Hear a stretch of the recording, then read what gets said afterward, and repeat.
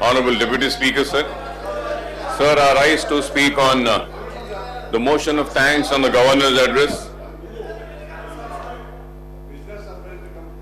The Article 176 of the Indian Constitution says that the Governor of the state shall address a joint sitting at the commencement of each year and inform the state legislature of the cause of its summons. So the Governor addresses an account of the state of affairs in the state in terms of what achievement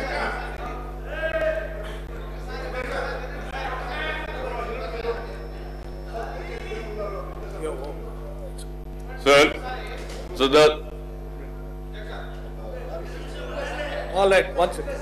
Yeah. Mudhukrishan Naidu garu cheppandi. Sir మొన్న business advisory కమిటీలో తమరు కూడా ఉన్నారు, speaker గారు, government representatives మేమంతా